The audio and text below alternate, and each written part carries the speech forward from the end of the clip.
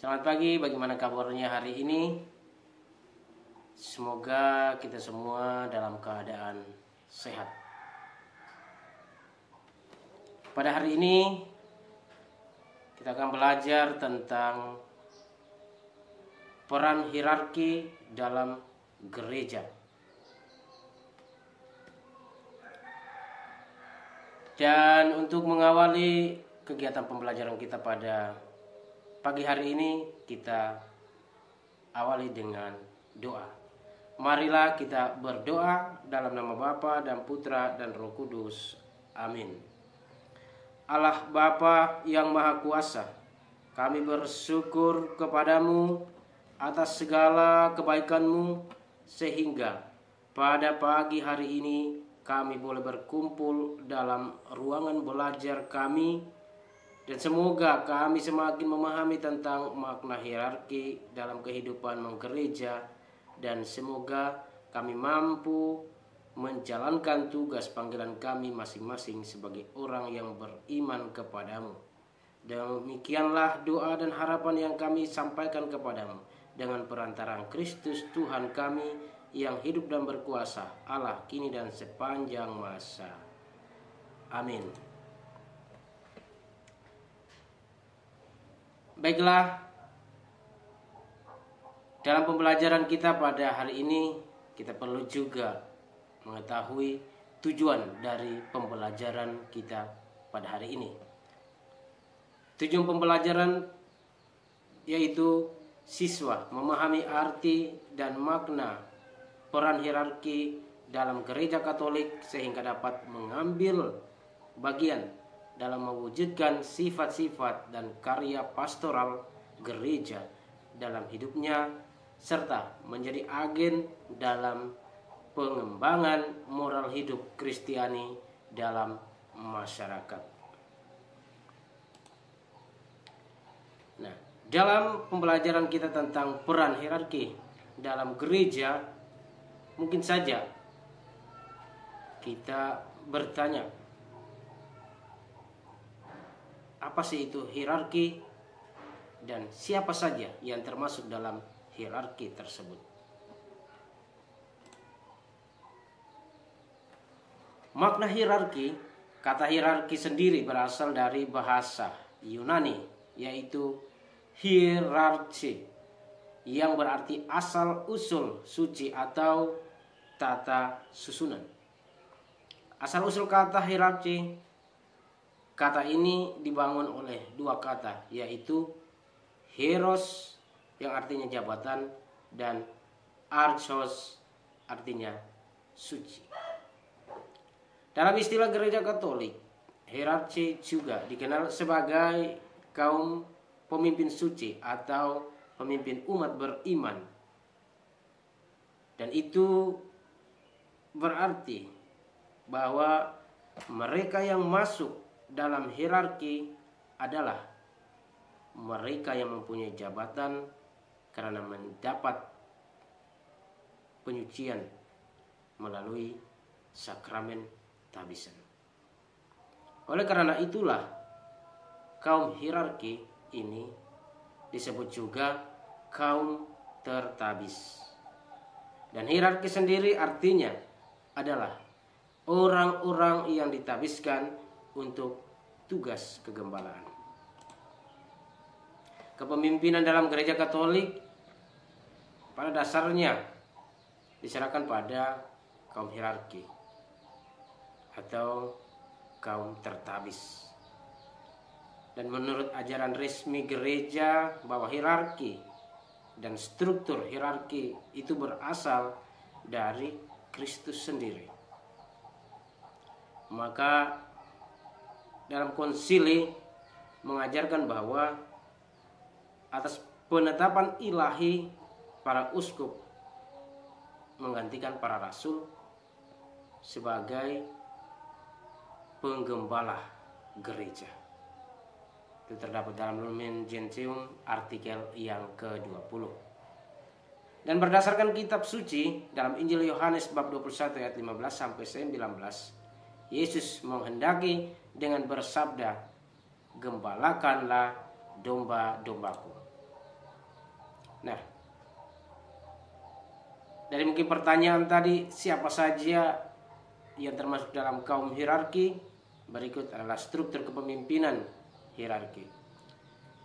Dan struktur kepemimpinan hierarki ini yaitu dewan para uskup dengan paus sebagai kepalanya.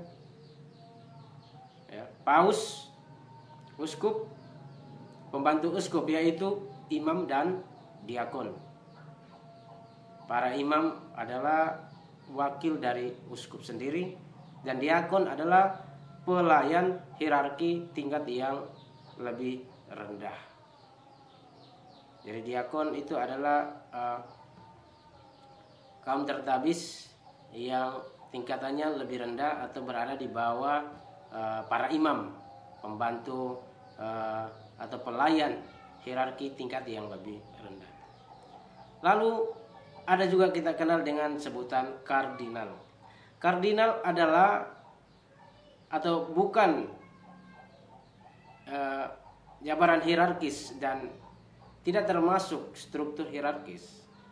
Kardinal adalah penasehat dan pembantu paus dalam tugas reksa harian seluruh gereja. Dan kardinal sendiri adalah seorang uskup yang diberi tugas dan wewenang untuk memilih paus baru. Bila mana ketika ada paus yang sudah meninggal, maka para kardinal ini yang akan melakukan proses pemilihan paus baru. Lalu yang berikut adalah fungsi. Jadi tentu dan hierarki dalam gereja Katolik juga mempunyai fungsi.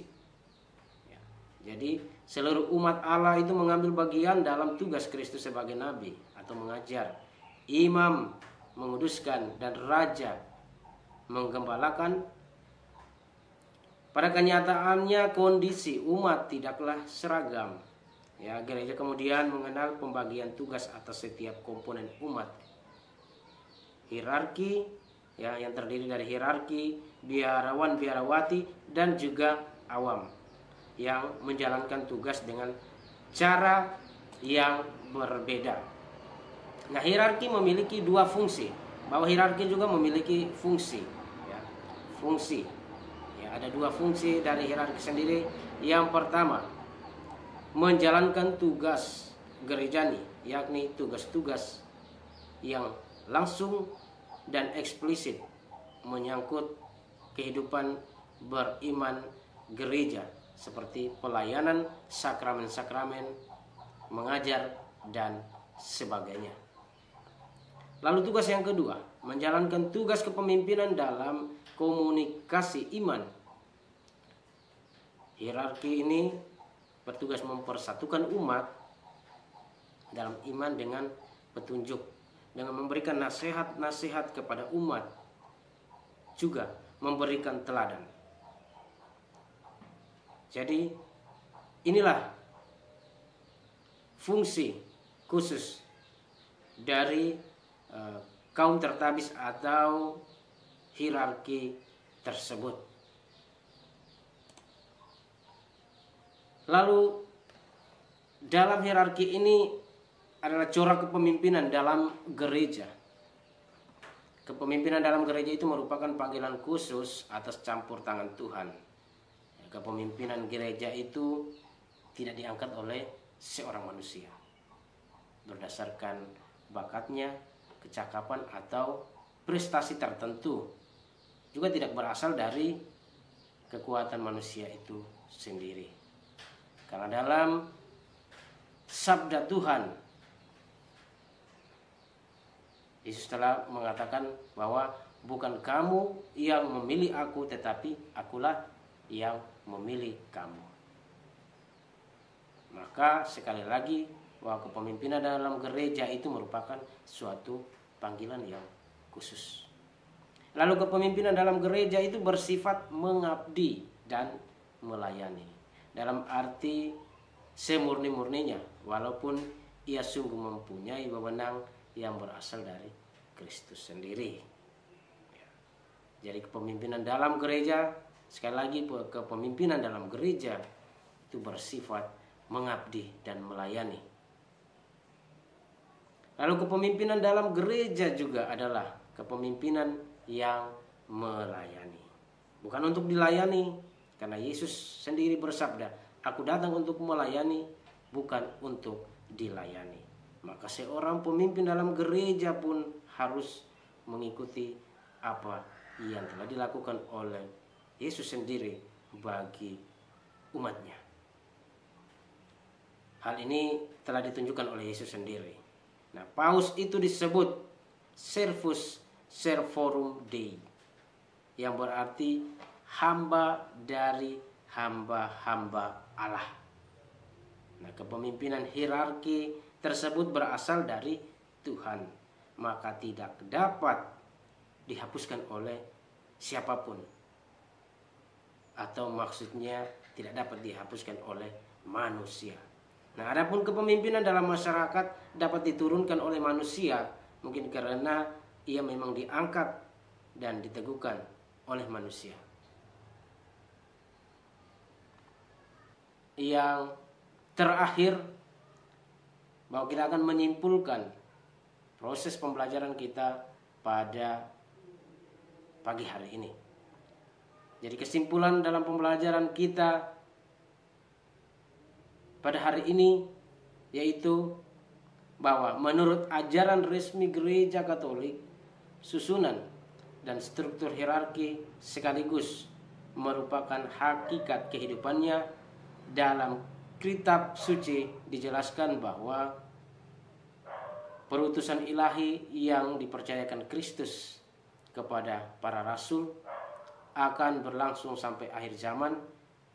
Terdapat dalam Matius bab 28 ayat yang ke-20. Demikian juga dengan panggilan kepemimpinan dan pelayanan para hierarki adalah tugas Kristus yang diwujudkan di dalam gereja.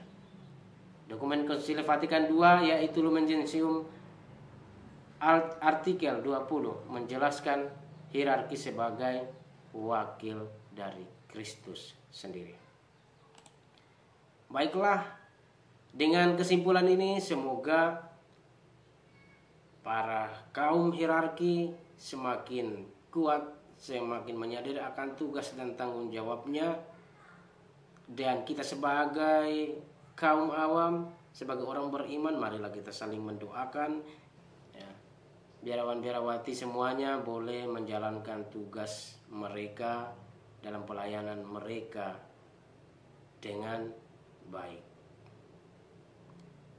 Lalu untuk yang terakhir, sebelum kita mengakhiri pembelajaran kita pada hari ini,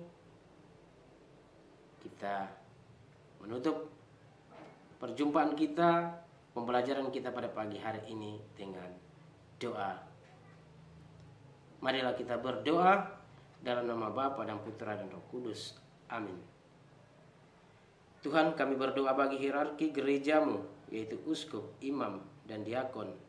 Lindungilah panggilan dan kepemimpinan mereka dalam tugas pelayanan gerejamu. Lindungilah mereka dalam menghidupi suka dan duka panggilan. Kami percayakan kepadamu, Tuhan, hierarki kami, agar mereka boleh menjalankan tugas mereka dengan baik, dengan perantaraan Kristus Tuhan dan Juru Selamat kami. Amin. Terima kasih, sampai jumpa.